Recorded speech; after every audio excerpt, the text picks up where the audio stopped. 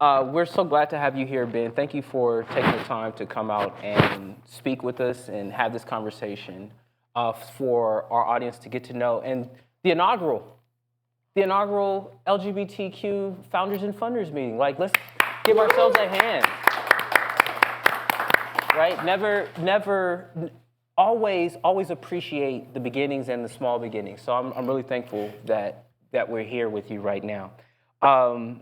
We had a very interesting conversation out in the conference room, and I want people to be able to get a chance to get to know a little bit of your background. Sure. So,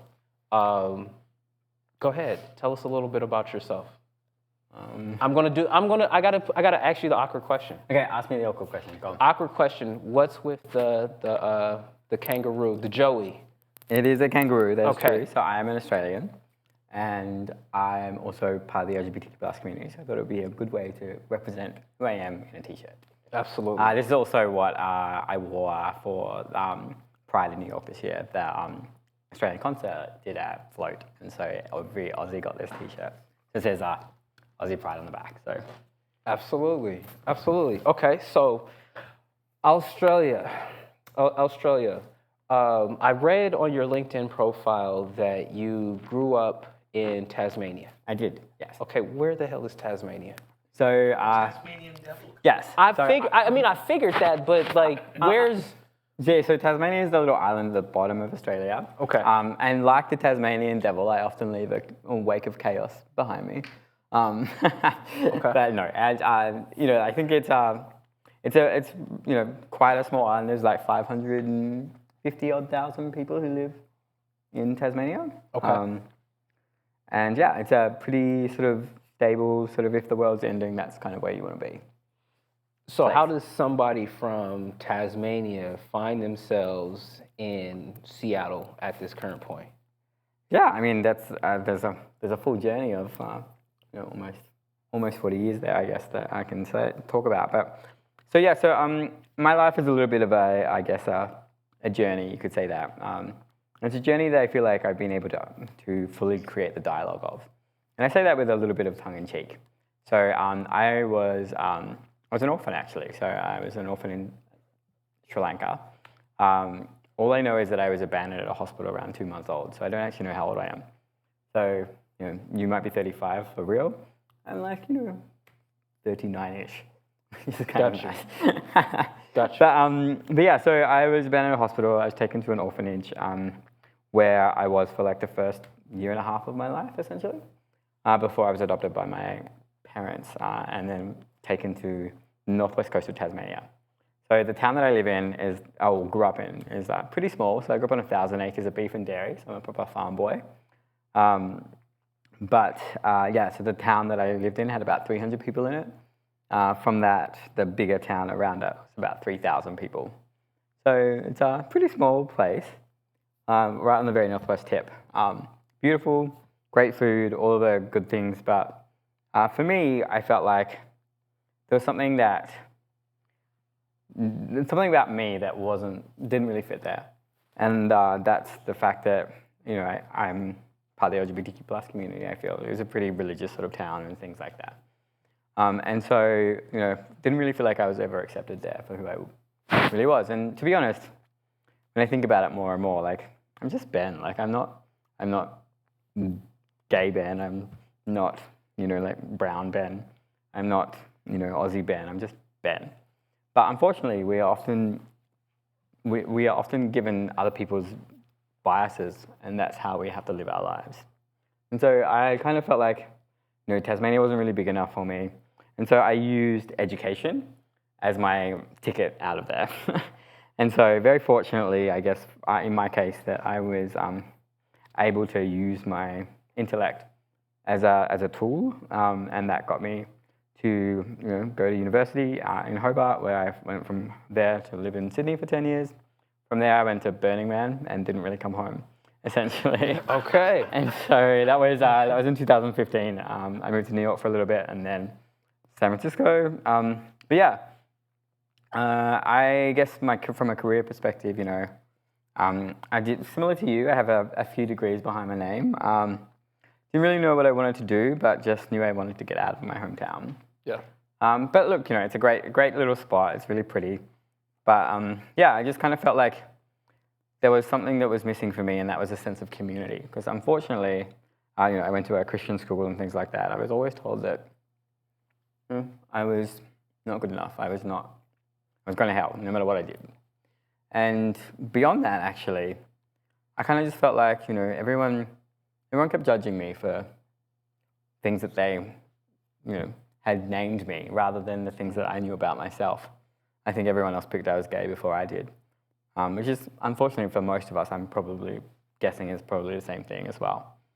But what that sort of meant was that I never actually had the opportunity to define who I was until I left that town. And so I became Ben when I sort of moved away from all of those structures and things that I had in growing up. And instead, allowed myself to be whoever that version of Ben is. When did you start? It seemed like that discovery process came as a result of rejection. Yeah. So, an example of this was actually a couple of years ago. I found out that I was uninvited for my 10-year and 20-year school reunions. I went to a really small Christian school, and I only found this out and how this came about, because I was actually doing the graduation address for the whole University of Tasmania.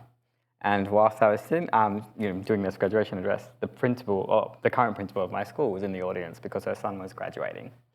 And she came up to me straight after and said how proud she was of me. And I've known her since I was a kid. She's a really lovely person. But I said, look, so proud that I don't get invited to anything. Like, how is that okay? And she said, unfortunately, the school took a vote, and it was decided that you were not welcome based on you not meeting the ethos of the school, because they thought that I would be leading people astray and into worldly ideals, which is kind of funny because, no matter how hard I prayed, the gay did not go away, let me say that. And I'm sure anyone else who was in a similar situation to me would also say the same thing, right? If that was possible, it would have happened. It's not.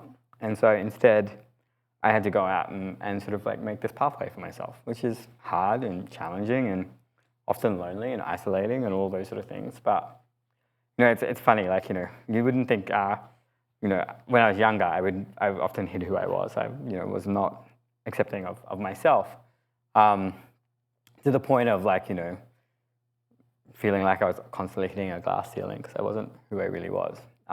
Wasting energy and time on saying they or them, or rather than he or him, or causing myself issues at home when I wouldn't invite a partner to work social events and things like that. Trust me, don't do that. It's really bad.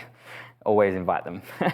But the point that I'm making there is that it went from that to literally my O1, which is for a visa that I got here to live here, which is for individuals of exceptional ability, is built on me being a homosexual. So it's gone from one thing where I tried to hide to when I really embraced everything about myself and actually leaned into who I was. That is when I started to become successful. Okay. Oh. Who are you then? Don't we ask this question all the time? So I am Ben Stokes, and I am the founding partner of Chasing Rainbows, which was the very first fund globally to ever fully invest in LGBTQ+ founded companies. And the reason why this fund is so important to me is because I needed it just as much as every one of the founders that I have. And the reason is because, unfortunately, for a lot of people within the LGBTQ+ community, when they come out, they lose their friends and family due to bigotry. And when the very first round of fundraising is quite literally called friends and family, and you don't have any, where are you supposed to go to get that access to capital? And so, unfortunately, the challenges as a founder are hard enough, let alone having to go up against people who are constantly, becoming discriminatory against you. And so, when you look at the numbers and the data, so it looks at 0.5% of all venture funding has ever gone to somebody who identifies as part of the LGBTQ+ community. On top of that, 75% of founders go back into the closet whilst fundraising because they see being part of the community is a bad mark against their name. And unfortunately, this has been evidenced by the fact that general partners at other funds who have openly discriminated against someone if they've got different religious or political views.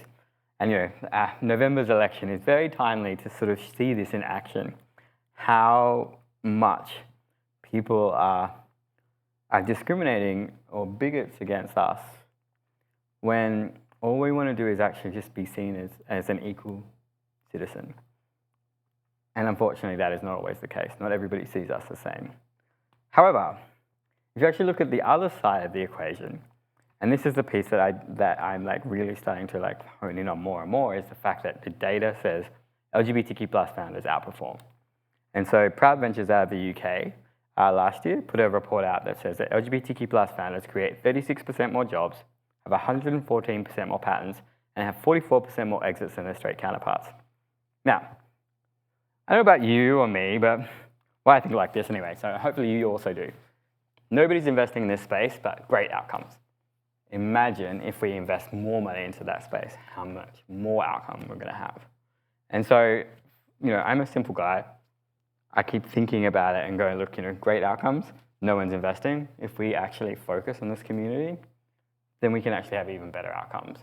And obviously, it's a community that I'm part of as well. And the thing that I'm really focused on is not just being an impact fund, because impact funds are great and they do impactful work, but instead, we're a returns-focused fund because the only way that I can play in the game that I play in is by proving that I have better outcomes than everybody else. And so I'm in this very fortunate position where my fund currently is actually having better odds than that data that was presented in 2023. And it's only because I've realized that underrepresented founders, in particular LGBTQ+ founders, have to work twice as hard for half the respect. But what that means is they go twice as far when given the opportunity. And so I think people in the investment space often forget that OpenAI is run by Sam Altman. Sam is a game guy. But people don't see that. Apple, CEO is Tim Cook, also part of the LGBTQ+ community. We are everywhere, and yet people always discount us and discredit us. And so in order for us to sort of be accepted, I think someone had to take that lead. And so I was just doing it because I was always angel investing in underrepresented founders. But again, I started to see that similar track with all of the LGBTQ+ founders that I was investing in. And that was really honed in by one of the founders in particular, Atom. So Atom has created a company called Tomtex. When I met him, he was studying at Stanford, and when he came out, unfortunately his parents completely disowned him. So he's originally from Vietnam, so they stopped paying his school fees, stopped paying his accommodation, and cut off his bank accounts. This kid was left desolate in a foreign land. And as a foreigner, I understand what do you do in that situation. But he was able to lean into the community that he was part of, and he was able to crowdfund the rest of his degree. Had one of his friends' parents from university let him go and live with them. And then he met his co-founder and they created this bio-based leather alternative made out of mushrooms and shellfish shell waste, which started in small leather luxury goods like handbags and wallets. They've got contracts with Dior and Balenciaga. I had to learn how to say that. I'm not quite fancy enough for that one. To now doing deals in their latest round, actually backed by BMW and Audi Ventures, which has doubled my investment, which is also great. But what that has done is they've now got this opportunity to create car seats with Porsche, BMW, Audi, and Jaguar.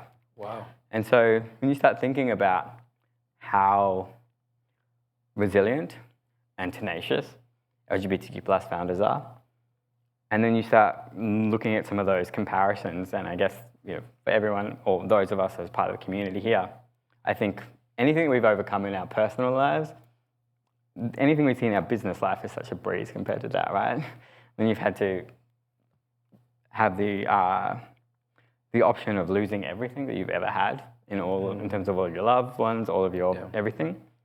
But if you become your authentic self, then you know that you have true power behind you. Yeah, that's very powerful. That's very powerful. What adversity will bring out of us if we have the attitude of never giving up. Yeah. And it's interesting that you brought up Sam Altman, Tim Cook, and first thought like, oh, I didn't realize that they were part of. Tim Cook. You knew that he's part of the LGBT community, but now that you think that you brought it up, it's like you're right. I don't think about that. It ties back into what you were saying about I'm just Ben. I'm who I am, and this is my unique value, and this is my unique talents that I bring to the world. How do you build your community at the same time demand the best out of them? Yeah. I ask that question because I often struggle with like Black folks, right? I struggle with Black folks in the sense of, yes, we've experienced all this trauma. Yes, we experienced discrimination. Yes, we experienced this, but that is not an excuse for us not to show up. Yeah. And the reason why we're getting these opportunities is not because someone needs to fulfill this quota. It's because we are the best. Yeah, 100%. So how have you been able to navigate that and also cultivate that? Yeah, I mean, like I think about our parents and grandparents' generations, who, they were born into the community that they are part of. They didn't have an opportunity to travel. They didn't have an opportunity to go out and seek people who are like them. I feel very fortunate that I was able to travel. Obviously houses were cheaper for my parents and not so cheap for us anymore. Travel, however, has become very affordable. And so what I see is this opportunity for me to go out and find my community. And just like everyone else here has that same opportunity. And Gen Z have it even easier because they don't have to leave their home. They can just put a headset on and they are with their community as well. And so I think that there's this whole element of what does community mean to you, or what does that community look like? And for me, community, I could be a person of color, I could be an immigrant, I could be LGBTQ+. Like I said, I'm just Ben. So I kind of want to feel like my community is actually people who just get me for just being myself.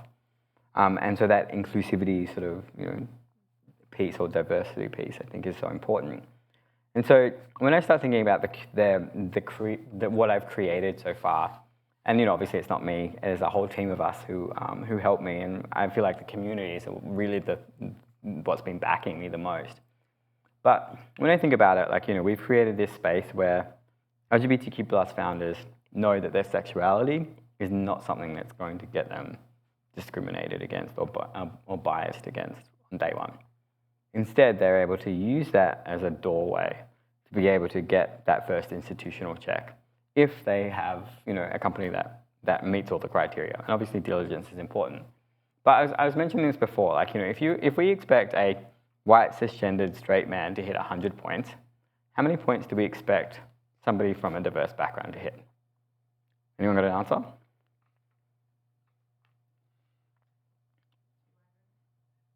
No. They should hit 100 points. Unfortunately, we often are seeing people who hit 80 points, or 85 points, or 90 points, or even 99 points. It's not good enough. And the reason why it's not good enough is because you're always on the back foot. You're always looked at lesser or less than. And instead, what I've been really focused on is investing in great founders who have the ability to actually meet the minimum requirements of the other investors who are going to be sitting at the table, working on the business plan, all that sort of stuff. And if they can do that, and we can work together on creating that pathway forward to that billion-dollar valuation, then we're going to get there. And so, I think about that very, really consciously and think, these founders have to be able to use this opportunity to get institutional capital as a way of pushing things forward. An example of this is one of the founders, Gold Hood. When I invested in her a very small check, all I had at the time, $25K, at a $5 million valuation. 3 weeks ago, they signed a new term sheet at a $100 million valuation in less than 12 months. She used my initial tiny check of $25K as a way of springboarding her to those bigger valuation checks. And so she is announcing some really big things in the coming weeks, which I'm super excited about. But the point that I'm making is that if she didn't get my check first, would she have ever gotten to a $100 million valuation? And the truth is, probably not. Was she capable? Yeah, absolutely. Like you, she started university when she was 12. And so, you know, one of these people who are much smarter than I will ever be. But, you know, always came up against discrimination because of who she was. Her hair was a slightly different shade of pink than what it should have been, potentially, or something like that. She always just looked slightly differently. And so this is the challenge with investment, is that investors often look for patterns or pattern matching when they look at investments. So, you know, the easy options are Y Combinator and Stanford graduate. That's a really easy thing to sort of look for. Unfortunately, what that means is that you miss out on 99% of the best deals in the world because people aren't looking elsewhere. They're only looking for that really tiny narrative. And then they look on top of that for just like, you know, every time they know that if that's going to hit a winner, then they'll just keep looking at those winners instead of looking at the margins. Because I always believe that if you can solve for the minority, you can solve for the majority. And the same goes for investments as well. You touched on something about... Please, cut me off anytime. Oh, I'm definitely going to cut you off. Definitely cut you off. But I'm cutting you off because you said a few things in there that I think that all of us can really kind of chew on, and it's the visibility and access to opportunity. Yeah. If you do not see me, if I can't see you, I can never give you the opportunity. And that thing of being seen and being seen for who you are. Yeah. Being seen as the entrepreneur with a great idea, right? That's how I want to be seen. Because that's how I'm showing up. Mm-hmm. The entrepreneur with the great idea versus being seen in a negative light or not being seen. I'm being seen for everything else except for the fact that I'm an entrepreneur with a great idea. Yeah. So now that you have started chasing rainbows, and when did you start chasing rainbows? So I started it officially I started investing at the end of 2021. Really, I did a little bit before that, but then I started this current fund in January of 2023. Okay. So you started chasing rainbows. And you said it's the only one in the world. Mm-hmm. Well, not now. But it was. Yeah. It was. So you were a trailblazer. Mm-hmm. I guess. Now, is that the reason why you got the Dreamer Award? No. So, I don't know. Maybe that's what it was. But yeah, I kind of feel like being different has allowed us and leaning in. So the best advice I ever got was from my lecturer at Berkeley. Adam Sterling. I'm going to stop him again. This man received the top 100 dreamers. So I was named one of 100 American dreamers this year by the Milken Institute. By the Milken Institute. Let's give that a round of applause. Thank you.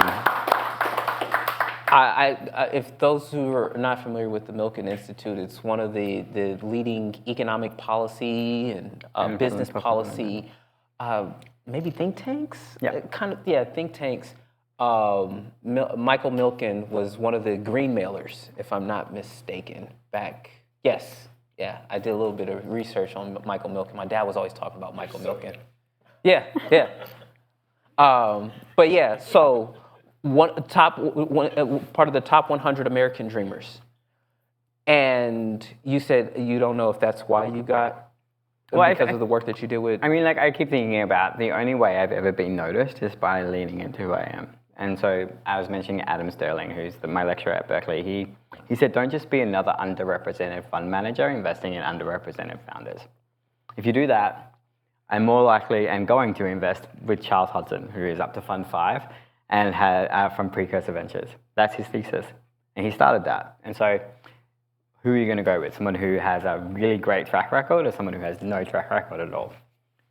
And I listened to him and thought, he's right. And so he suggested, lean into who you are because that's where your network is going to come from. That's where your unique ability is going to go. And also no one else is doing this, and you could be the person to lead that.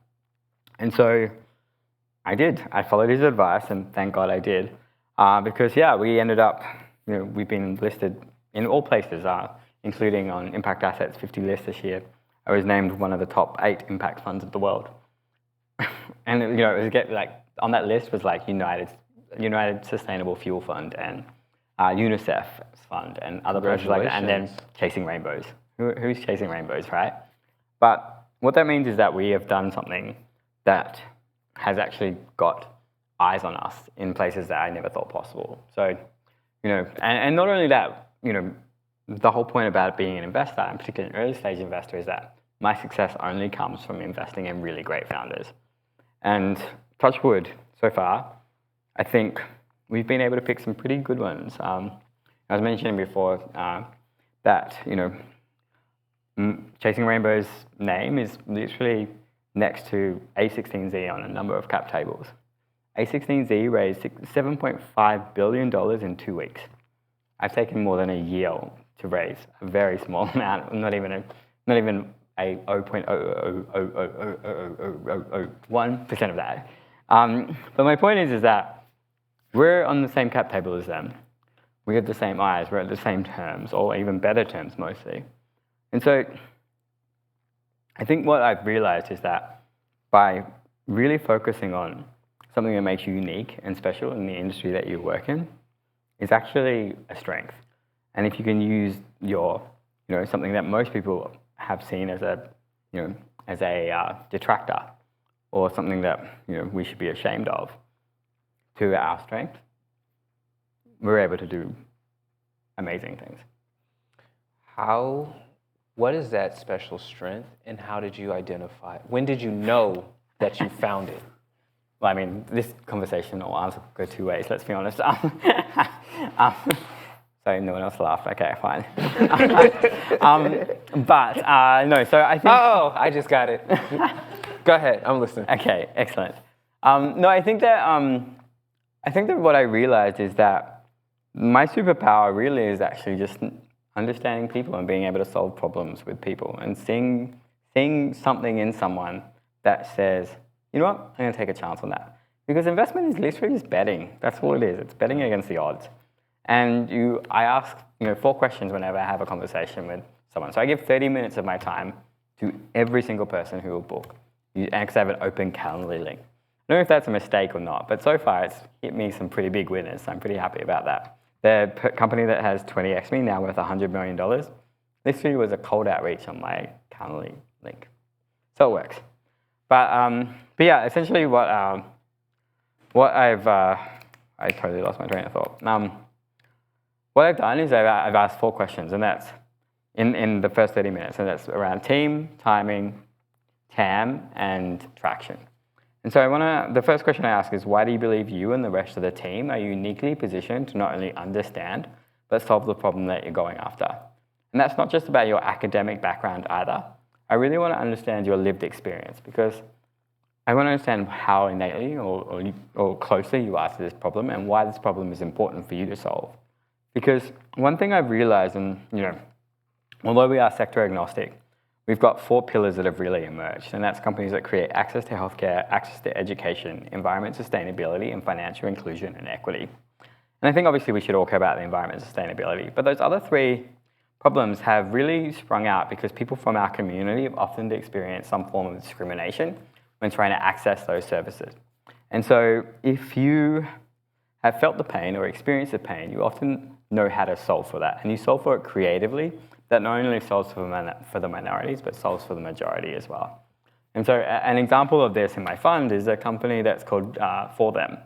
So Kylo, who is one of the coolest people I've ever met, they have created a chest binder for individuals who were ABFAB, or assigned female at birth, who were looking to transition, because they had experienced breakages of ribs and things like that when trying to bind their chest when they were younger. Now, that seems like a really small niche.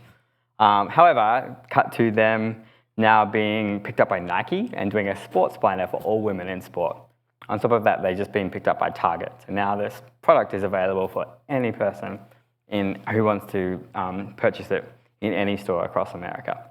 They've now just partnered with another company in my portfolio called Women's Elite Rugby, which is a rugby league that has just opened up here in the US, and they've got a partnership with them as well. So I see all of these opportunities for people to actually be really smart about the ways that they get their product out to market.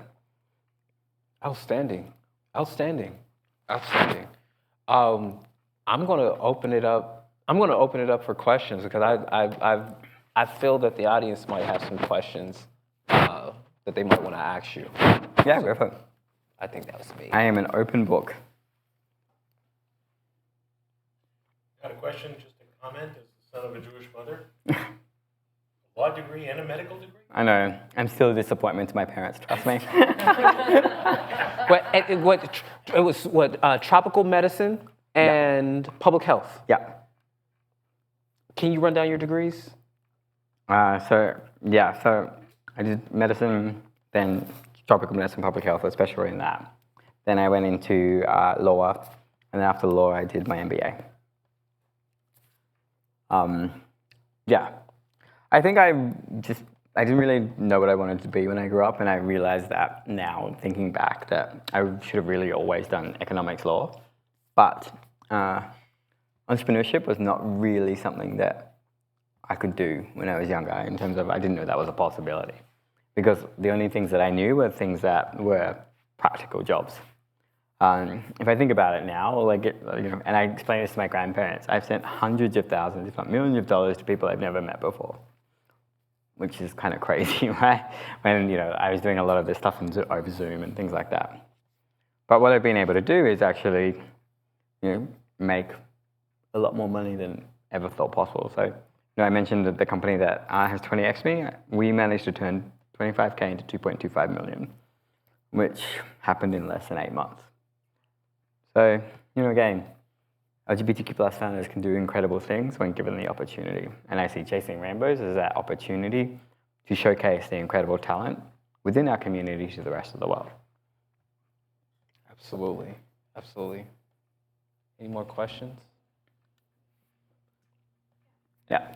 After you did your degrees in university, what kind of jobs did you jump through that led you to this point? Yeah, if we really want to dissect my career, I guess we could say that I started in clinical. So I went from, I worked at Smith & Nephew and Johnson & Johnson working clinical, moved myself into sales. From sales at those companies, I then moved across to Oracle and ran their health sciences global business unit for APAC. And then from that, I moved across to Salesforce, where I also ran healthcare and life sciences sales. And then from there, I moved across into a financial services company called Tipco, which I hated. And then from that, I went to a startup called Lever. From there, I went back to Australia and started my own startup called Social Table, which is a social dining platform, which the idea is that you could book and pay for a single seat at a group table at a restaurant as a way of meeting people. So think dining with strangers and hopefully leaving with friends at the end. Unfortunately, no SWOT analysis could have ever prepared me for what happened on March 2020, when every restaurant in the world shut down overnight. Fuck. What I was able to do was pivot, and so we ended up sending wine, beer, spirits, and tea directly to people's houses, had them jump on a Zoom call, and then we added in a sommelier to walk people through a wine tasting. After that 30 minutes, then people were semi-sloshed, I guess you could say. But what we did was then created an algorithm to help people be put into breakout rooms. And I was very fortunate. I actually got to meet Simon Galinsky, who co-founded Match.com at a Social Table event. So he actually helped me create that algorithm. From there, I pivoted one more time where I realized that companies were really struggling to keep company culture alive during the pandemic. And so because I built all this infrastructure in place, I ended up just bringing Friday afternoon drinks back for companies during the pandemic. I was able to exit that company when a conglomerate out of Dubai, who manages all the Emirates staff, needed a way to help people feel like they belong to a community. Because the challenge that they had was that people would go on a flight with a crew, and then they'd never see that crew again for 6 months because there's 130,000 Emirates staff. How do you make friends? Because everyone has their own single apartment as well, so they don't live in groups. They all have a single one-bed apartment in many towers and things like that. And so essentially what this did was just allow people to go out to dinner and make friends, and so build a community, particularly because people would be moving all over the world to Dubai to be part of the Emirates crew. And so what I realized is that, a company that I created because all my friends started getting married and having kids, and I didn't have anyone to go out with on a Friday night, and I didn't really want to get up and go to the park on Saturday morning, was created for me, but so many other people had the same challenges that I did. And so, when you start thinking about this, again, when you start solving problems that you personally have experienced, you can start solving for more people than just you. And that's where the joy is. Yeah, those problems that are closest to home, and recognizing that other people might actually have that problem as well. Yeah, so to finish that statement is that, or that thought was that I was always angel investing, and like I said, particularly underrepresented founders, but I started to see that track with a lot of the LGBTQ plus founders, and again, that was sadly for a lot of them, when they come out, they lost their friends and family due to bigotry. And so, there was no fun focusing on the community, and I kind of felt like, this is an opportunity, it's a white space, no one's doing it. I can do this. Didn't realize how quite hard it was going to be, but 2023 was labeled the hardest year for any emerging fund manager, anyone in venture to raise funding. There were only 3 emerging managers that managed to do a first close last year, and we were one of them. And so one of the other things I have to keep on reminding myself is I often feel like a failure because I'm not operating at the level I know I can, because I don't have the funds to be able to do that. But my measures of success are built on the fabrication of 2021, where funding was flowing really heavily and things like that. This is why right now I have deployed every single dollar that I've had. So I have not actually taken a salary for the last, technically 7 years, but really the last 2 here. And the reason why is because I'm deploying capital as much as I can to get on as many great cap tables right now, because valuations are real and they're just. And so, I've gotten on actually even too good sometimes. So I got on, a couple of cap tables that are like $2 and $3 million. Those companies were unfortunately doing so much better than what people gave them credit for. So investors took advantage of that, which is really sad as well. So, the company goes to Academy. They had $35,000 a month in revenue, and they had a $2 million valuation cap that someone gave them. Companies come out of, I had a company come out of YC the other day that had $30 million valuation cap with no product, no revenue, and no customers. Tell me how that's fair. Because, anyone who's earning $35,000 a month in revenue, God, you're doing better than I am, right? And so, again, what we have to realize is that we're not seen the same way. We're always seen as less. So what we have to do is we have to do more in order to be able to be in the room.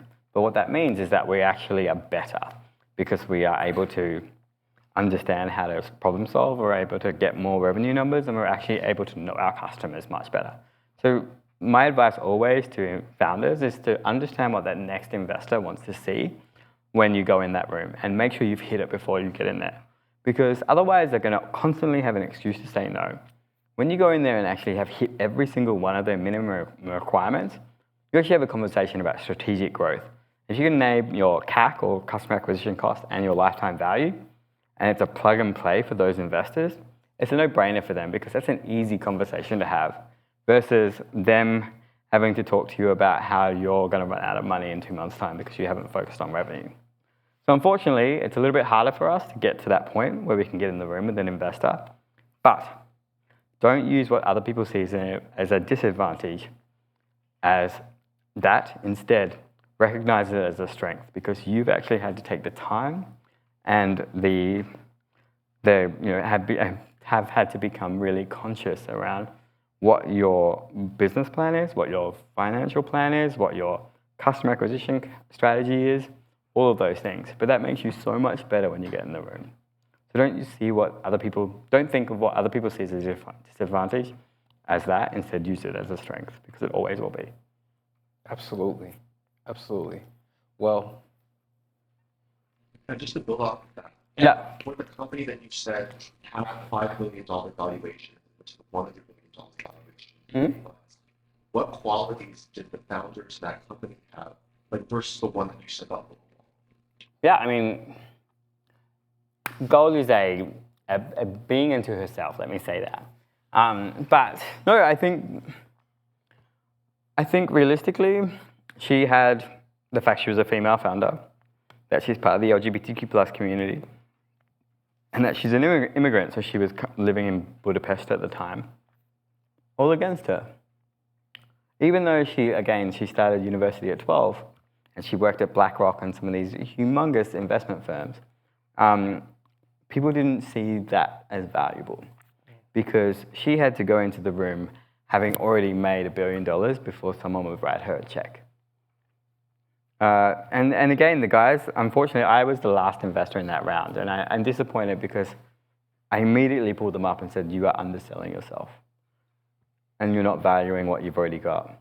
And I was really, it was a really hard thing for me to do because I had to make a decision about whether or not I talk to them about that and be honest, but then disadvantage my own LPs if I had have signed at a higher valuation.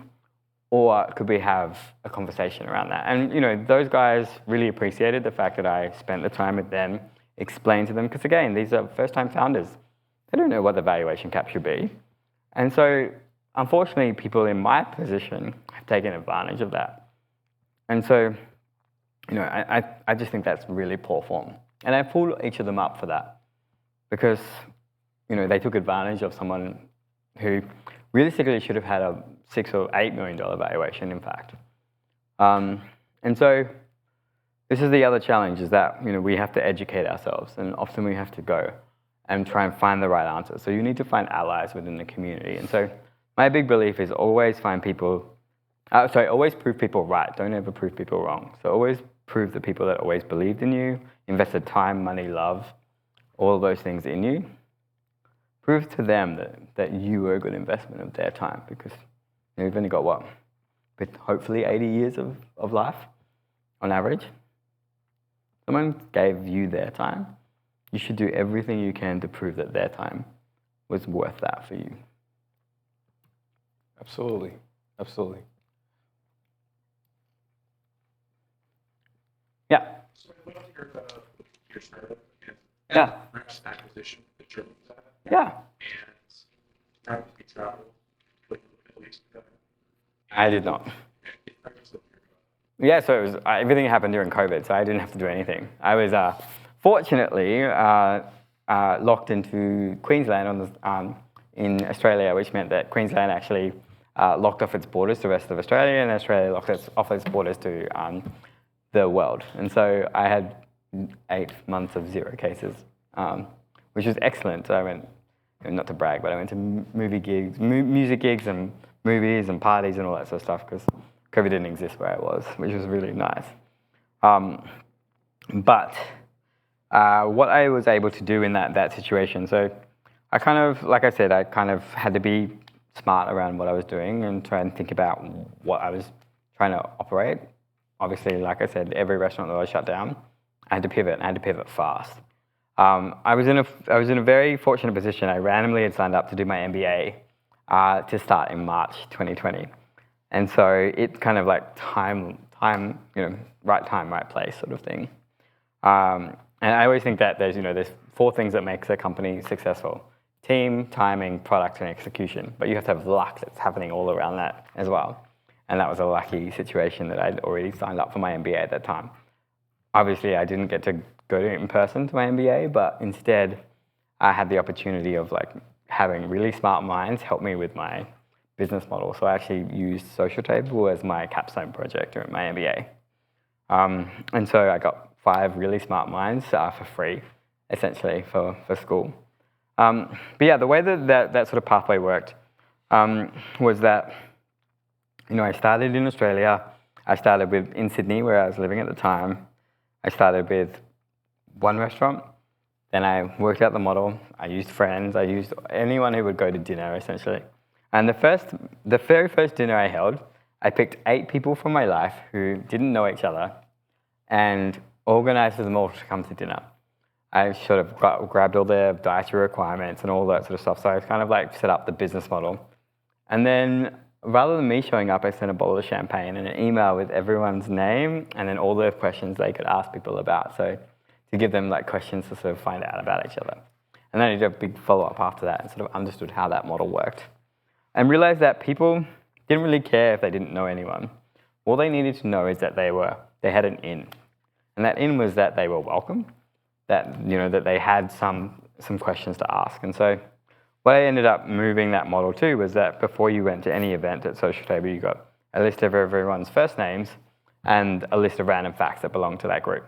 And your job essentially was to go there asking questions. So you saw no photographs of anyone. You didn't know anything about the dinner other than the fact that everything was prepaid, so there was no split bills or anything like that. You just had to rock up, ask for the social table, sit down, and say hello. And because you were welcome and you already know, and I built that whole model on radical inclusivity. And so what that meant is that everyone knew that you were meant to be there.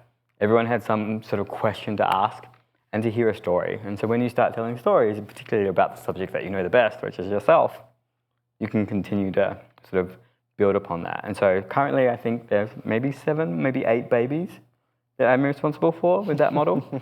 I don't know how many escapades. But we also have, like groups of friends that catch up every week now because of that. And again, what I learned was that there's 2 different types of people that usually look for something like that. It's people who are, young professionals who are newly relocated, usually single, have started a new job, moved to a new city to try and make friends. And you've got this other group, which are empty nesters or people who are recently divorced, who are in that over 50s group. And all those people want the same thing, and that's just to feel like they have someone to go to dinner with. Doesn't matter if it's just dinner or if it's a lifetime of friendship. And like I said, we've got babies, which means that it's a lifetime of commitment, right? But what that sort of like process was for me was that understanding what people needed and then working with the opportunities that we had. So obviously COVID was a great opportunity for me. And I say that with tongue in cheek, but I used my business school as a way of creating networking. So I essentially set up the entire networking opportunity for my business school based on the fact that one of the key things when you go to business school is that the network that you build. Everyone raves about this network. Unfortunately, when you're doing remote MBAs, you don't really meet anyone. And so we ended up having to work on that model with the university. And the university gave me full reign on all of that.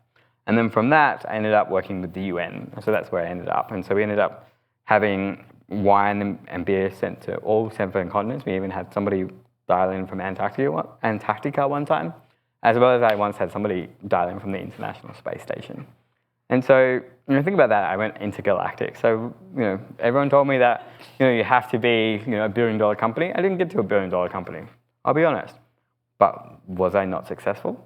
I believe that I was. I, managed to do something that most people will never be able to do. And so, I think we have to really realign our measures of success and understand, are we a business that is going to raise venture capital and become a unicorn, or are we a Pegasus, which is a company that has managed to get a $1 billion valuation with taking either just 1 round or no capital?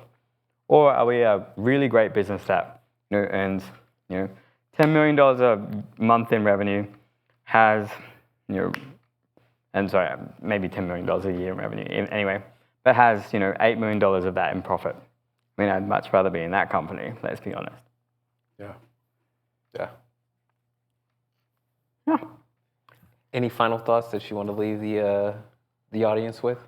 Yeah, I mean, hopefully my ramblings tonight have been helpful or useful, but, I think the big thing I will say to you all is that just lean into who you are, because you have to be memorable. You may not have to be remarkable, but you have to be memorable. And one thing about Chasing Rainbows, I will say, is everyone remembers the glittery gay logo. And that has been with a unicorn in it. And, that's all it took. And obviously the rainbow is really symbolic of our community. And I looked up unicorn mythology at the time, and it said that unicorns can be found wherever rainbows are. So I thought I'd go and chase the rainbows, grab a few unicorns on my way to my pot of gold, which is actually my personal LLC. So, when you can tell a story, people connect. When you have empathy, you can actually motivate people to move in the direction that you want. Oh, man, you just tied that all perfectly together. Thank you so much, Ben. It's so great hearing talking with you. Thank you. Let's give him a round of applause. Pleasure. Thank you, and thank you for the opportunity. Via website. Hi, everyone. I'm Victoria. I'm the CEO of Terrace. At Terrace, we're trying to do away with assembly line development. We believe that marketers, designers, and engineers should be able to work on one platform to build software. And that's because we believe people are more productive when they are able to work independently. But unfortunately for software product teams right now, they are stuck in meetings. They're constantly seeking permission and advocating for buy-in. And this is because managing changes in a code base is actually the bottleneck to software engineering, not just producing code.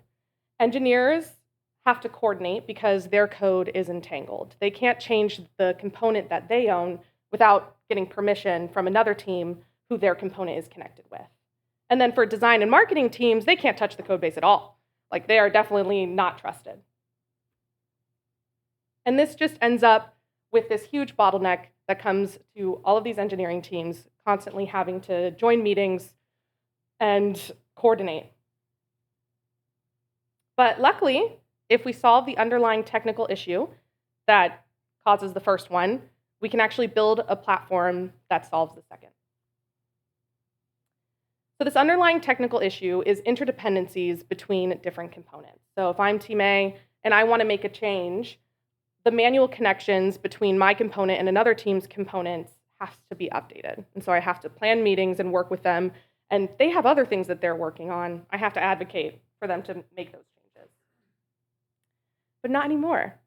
So Recon.js is a state management library being built by our awesome CTO, Reed, and it automates state management and data loading. So basically, it automates the connections between these interdependencies and components so that the code that Terrace generates can be independent, reusable, and interoperable, which basically means our components work like Lego pieces modularly with other components.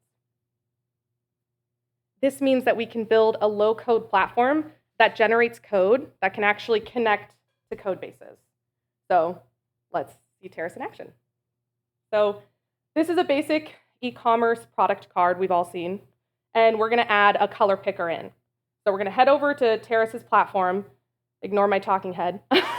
So we're Thomas. We're a UX designer. We live in the product space. We're going to head to our views where we've been building a color picker, okay? We're going to look at the default behaviors of this color picker, and it looks pretty gorge. We're loving it. And so we don't want to edit the design anymore. We're going to go ahead and export this code. Our developer is going to implement it into our code base. We're going to import it up top, our color picker, and then we're going to implement it into our product card. And let's head over to our product card and see if it worked. Voila, there you go. We have a color picker. Now, if you're a software engineer in the audience, you're probably thinking, but wait, how am I going to pass state between this color picker, that's a Terrace component, and all of these other components that were not built on Terrace? When I click white, this color white, maybe I want my picture carousel to update to show a white t-shirt, right? Common functionality. With Terrace's components, you can pass state from Terrace's components to other components and vice versa. Other components not built in Terrace can update the state of Terrace's components. And this is huge because we are the only low-code builder in the world right now that has these capabilities. So that means that people or engineers can build entire component libraries on Terrace, and then marketers and designers can safely update those components via Terrace's platform. So everyone's free to solve the problems that they want to solve. When we think about Terrace's competitors and other low-code platforms, we want to make sure that we're thinking about them in a historical context, as well as thinking about the technology that enabled them to exist.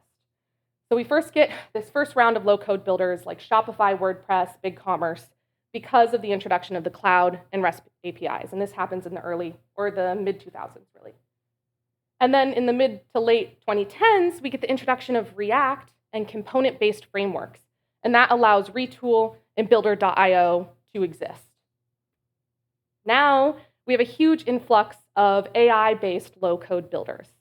And they all have the same problem. And that's that for these low-code builders, they have to host the end application.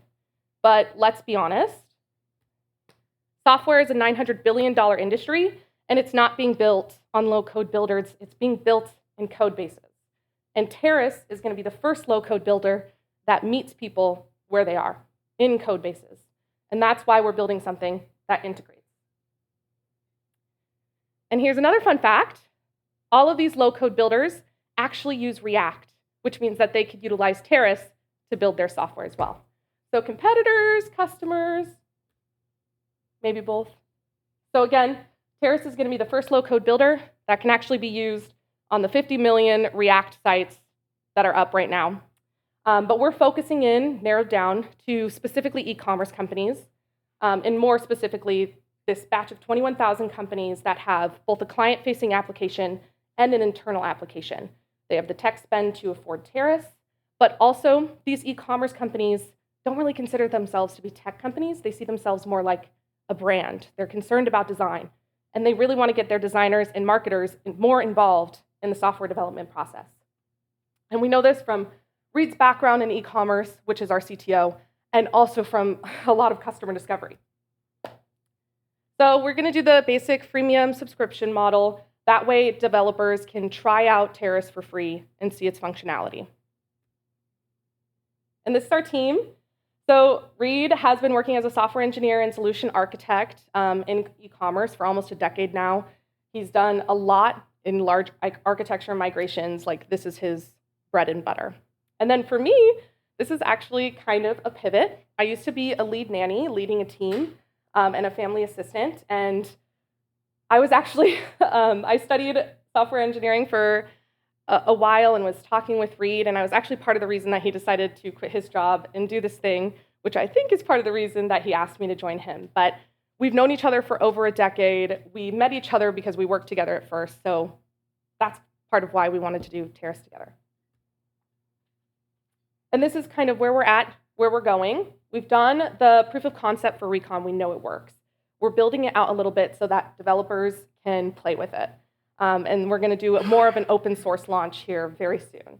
And then we always want to point out that there might be a possibility for acquisition at this 1.0 stage because we consider Recon a foundational technology.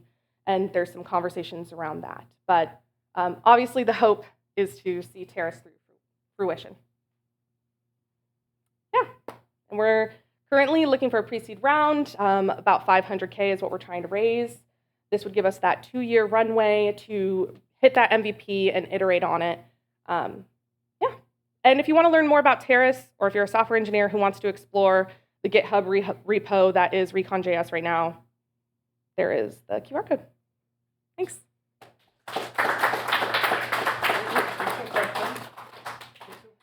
Oh, does anyone have any questions? Yes. What's the deep tech? Oh. So the reason I place deep tech there, I understand that deep tech is usually synonymous with hardware, but or at least right now it seems to be synonymous with hardware. But this foundational technology that is Recon.js has been the deep tech part of this. And so when I've been talking with different investors, they always mention deep tech as a category. So that's why we throw it in. Yeah, they're like, you should go for deep tech. Generally, a much longer horizon, like the senior funds. Yes. You know, space shots, you know, pharmaceutical. Yeah, some of these like deeper. Well, it's deep tech. time to see, Yeah. that. I think because we're in this research and development point with Recon and building out Recon as the enabling technology that would allow something like Terrace to exist, has made investors be like, oh, you should check out the deep tech space. And so we've been exploring that. Yeah. Any other questions? Okay. Thanks, guys. But one thing they have learned is they hate bars. Bars, every bar you go into, you will see the same bottles of liquor. You will see the same cocktails with different funny names thrown on them.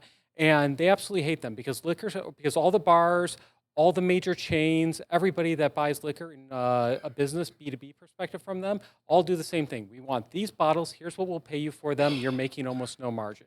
But yet that's about 15% of their business. What they really want is people like me and you. They want the people that are at home that are drinking. Even if you're buying the shittiest bottle of vodka off the shelf, their margins are much higher than they get from going to a bar or going to a cheesecake factory or something like that. So they want you to buy. But while the bars, they can go, oh, we know how many bottles they're buying per day. They know what kind of drinks they're doing with them. They know what they're serving. They have no clue what any of you are doing. They don't know if you're making a tequila sunrise or if you're making one of our favorite drinks, a aviation, or if you're just drinking it straight. They have no clue.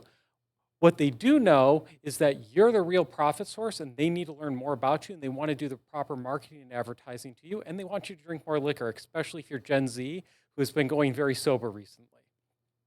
To that end, we've been building an AI solution to help solve this problem. How do we solve this problem? We provide a free application and service from a B2C perspective. So all of you right now could go to mixtails.ai today, start making drinks, and it'll give you suggestions, and it's all AI driven, and it's going to give you some great recipes. And it's about the magic of getting to one. It's about not going up there to cocktail flow and having to waste 5, 10, 15, 20 minutes searching through thousands and thousands of recipes, trying to find that one that you might like. Because let's all be honest here. Maybe you're like me and you know you like a Brandy Alexander. And you're very familiar with the liquors you drink. You've been drinking since 21 legally, maybe. But maybe I have a couple friends over today. Maybe one of them's lactose intolerant. Well, this has heavy cream in it, but I want to make it for everybody. So I need to be able to tap on that heavy cream, swap it out for a non-dairy alternative, knowing that there's an allergen there, and be able to suddenly get a drink powered by AI that'll taste very close or identical to Brandy Alexander that I can make for everybody at my table. So I'm not making 4 drinks, I'm making 1. But back to that Gen Z group. Maybe you've got somebody who has no clue what liquor tastes like, has never had anything, doesn't know what to ask for, doesn't know the name of a drink. Is cocktail flow really going to help them? Do they know what rum tastes like? Do they know that vodka doesn't taste like anything? No, they have no clue. So now they can come in and ask about Taylor Swift and what she would have drunk while riding Cruel Summer. Even better, if you're one of our real clients, which is in the liquor industry, we're talking about the liquor makers, we're talking about the distributors, we're talking about the retailers. For you, this is really powerful because now you see Prosecco on there. I'll get into more details about this, but one of the potential clients that we've learned about, one of the things they literally said was, we want people to stop drinking that shitty Prosecco. We want them to buy some of our champagne. And if you partner with us, we can throw up something up here where it says Prosecco or champagne, which you can get 10% off buying from Bevmo or buying from Total Wine & More or adding to an Instacart to be able to get delivered to your house today. Help you upgrade, help them reach new customers, help them find new opportunities, and help them learn more about them. But there's also people that, want to try to break our app. This was one of the queries that my dev actually put in himself. And he was basically like, what is it going to give me? Can it even come up with something? But more important for people here in this room that are on the techie side, how many of you know what blue curacao is? Or curacao? Oh God, I've actually got a couple people once. You're not supposed to know that. Last time was only my CTO that raised his hand. But regardless, most people have no clue what that is. It's an orange liqueur. Even if you hear that, do you have any clue what that's going to taste like? Maybe orangey? Well, you don't have to care because you're getting that nice AI-generated, really sweet description at the top that's making you really interested in the drink. And now you go out and buy that new liquor to try making that new drink.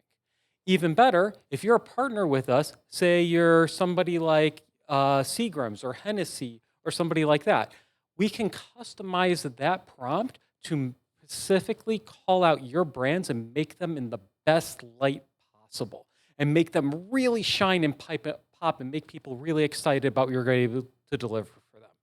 To that end, what's the business model behind this? B2C, it's about getting that online purchases, finding your perfect cocktail, collaborate with your friends. So you can imagine here, you all have profiles in the system. You have 4 or 5 friends over. They come over, you not only put in the prompt, you tap a couple tags that is Joe, Mary, Bob, and Sue. Now it takes all of your preferences, takes everything you've liked and disliked and helps make the perfect cocktail that'll work for all of you. But on the B2B side, that's the real magic. That's where we help you find new loyal customers. If you're in the retail space, somebody's building their bar into our app. They scan that receipt from Total Wine & More into our app in order to get everything they just purchased from Total Wine & More added in. We feed that back to you over at Bevmo, so you now know what they have in their liquor cabinet. You know what they're buying outside of your retail location. You can now send them an emailer and a marketing message going, hey, we know you've made 5 drinks with Cointreau this past month. You might be running low on Cointreau. Here's a 10% discount coupon to go buy some more Cointreau from us this time. And we can help drive that virtuous cycle with our retailers. And that gets into one of the big things that we're excited. We announced at our last presentation here. We've got a potential partner that's another startup that's funded by a billionaire on New York. And we're looking to partner with them to run a couple of A/B pilots. They've got a couple retail chains that they're in. They do security and cart tracking for liquor stores. They need an app that can now track what's done outside of the liquor store. Help feed that data from what people are using outside back into liquor stores, back into the rewards program, and see if that can increase the cart size, increase the return customers, increase the usage of the rewards programs, and help them benefit their clients more. And that will hopefully lead to us getting a pre-seed round through their current financer or possibly an acquisition, and that's what we're starting to talk about. We're hoping to run the pilot within the next couple of months. And that was supposed to be this slide. We've got a 3-person team. I'm kind of the business, learning this stuff through the incubator, cap tables, term sheets, customer acquisition, research, all of that. Thank you very much, Ron. I couldn't have done that without you. Ken's my CTO, right nose to grindstone. He's been involved with AI, MML, LLMs, everything from pretty much the day that the concepts were invented. I'm from Bing. I worked on Bing Ads, Bing Relevance. One of the dirty little secrets I know is that even back in 2013, if you wanted to run an ad for liquor on Bing or Google, you were paying between $70 and about $192 just for a click, even if it didn't convert into a sale. It's very similar to like the insurance industry. If you search for car insurance, you want to make Google a lot of money, search for car insurance, click the Geico ad. You just paid Google $2,000, even if you don't sign up for insurance. There's a lot of money to be made in the liquor space through advertising. And Jenny, she is just phenomenal at product and design. And she's learned how to code front end on top of that on the side just to help us out. So great team experience, as you can see, across a wide variety of industries. And no, we're not running the bar today, even though the slide says it, because this is from our Venture Saturday deck. So with that, any questions? And I'm with Deadlift Studios. We are a fully remote studio that was founded earlier this year. We build unique, original, one-of-a-kind experiences focused on high-profit market opportunities in the video game space. We are a team that's made up of 12 people currently, and many of us have worked on several AAA projects from the companies you see here. We also have some new people as well. We're a pretty balanced team, but we're also very experienced. And I'd like to talk with you about Full Metal Overdrive, the game that we are working on. Full Metal Overdrive is a combat racer that takes place in post-war Earth, and it is targeting console and PC. And we're focused mostly on Nintendo's next-gen console, particularly because we're focused on Gen Z as our audience. It's a single-player game that you can play. You can play multiplayer, single-player, or multiplayer online. So local multiplayer we call couch multiplayer, and it's being made on Unreal Engine 5. So the elevator pitch for this, and this is for those of us who actually know video games, and for those of you who don't, I'll explain on the next slide. So the elevator pitch is: imagine F-Zero and Mario Kart meets Tony Hawk Pro Skater in a heavy metal roller derby. So the idea is that you are racing large robots on futuristic tracks. This is, in a sense, the Mario Kart part of it is that it's very easy to pick up and play. It is meant to be played in short bursts It's the same simple scoring system as Mario Kart, but having bipedal robots gives you a lot more gameplay opportunities that you wouldn't have with traditional vehicles. And so this is where you have elements such as the Tony Hawk aspect. So that's like doing tricks, that sort of thing. So there's wall running and rail grinding, things like that. The idea being that, so it being a combat racer, the whole point is for players to play against each other and try to get to first place, cross the finish line after 3 laps, and be first. And so in the midst of doing that, you're beating back the competition, trying to make sure that they don't make it into first place. And you have certain tools to be able to do that. Certain things that are very specific to the robot that you control, as well as and this is where the strategy comes in with having these special abilities that you get by doing those tricks, those Tony Hawk tricks. You have a meter that fills up as you do certain tricks, and you're rewarded up until a point where you fill it all the way up. Then you're given a special ability that you have for a period of about 20, 30 seconds. That really allows you to kind of take advantage of, it gives you an advantage over other players. So a lot of this is based on how we build out those tracks and giving players various kind of risk reward scenarios on how they depending on what obstacles they want to try and collect those fill up that meter or play it safe and try to just speed ahead. So there's a lot of strategy involved. Oopsie. So we're talking about a high profit market. We're talking about a market such as Mario Kart 8 Deluxe. One of the interesting things about Mario Kart 8 is that it is the highest selling game on the Switch year over year. That's 8 years running, and has sold, as of last February, $3.6 billion in revenue. And it's about almost 18 million copies on the Switch. It's obvious, probably more than that by now.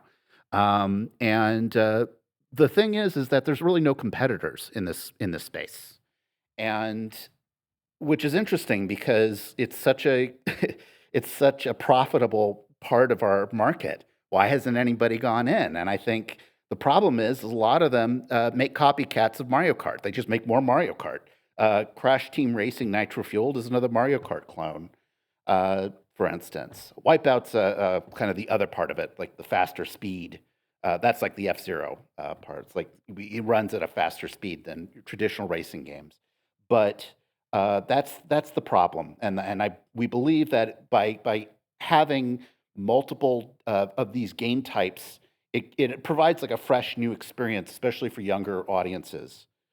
One of the other things I should also mention is, and I don't have a slide for it, we also have pilots that players can play as. These are characters that all have a backstory, and we're really pushing for diversity. That's like a big part of our market as well, diversity and inclusion. And as a bisexual male myself, we particularly want to have at least 2 characters, one that is trans and one that is gay. We really want to have, the whole point is we want to have characters that people identify with and that they can play as, or play as somebody different that they've never considered. What is it like to, be a gay person? So that's one of the other things that we're looking at, that we're doing. So currently we're looking at a premium model. We will be selling this game at $30 a copy. The idea is at 30 million, at 20 million, at $30, we're looking at a potential revenue of around $600 million, but with only like 500,000 really needed to even break even. We noticed that racing games are going to continue to build even in this stagnant game economy right now. And we do believe we'll be a very strong competitor to Mario Kart. In total, we're looking at around $5 million, although currently we're looking at a $1.5 million pre-seed round, which we are currently talking to folks about. And we're also working on a vertical slice. I should mention that as well. That will be complete in about a month. We're adding one extra month for polish, so it'll have full sound effects and music and graphical features. It'll be impressive. That's the whole point, and really kind of show the gameplay and what makes this game really unique. And yeah, we're also looking to further grow out this IP. We believe because of the characters and the world that we're creating, that there'll be other opportunities, cross-promotional opportunities, as well as potentially making additional games in the same universe. But also for this particular game, we want it to have a long tail. So the idea being is that you have a premium product that we sell at $30, and then in a year have a $10 expansion. And we want to keep doing that for at least 2 or 3 additional years. And so that's the plan. And we were also looking at potential exits, and so I've mentioned a couple of companies there. And that's pretty much all I got for you. Thank you very much.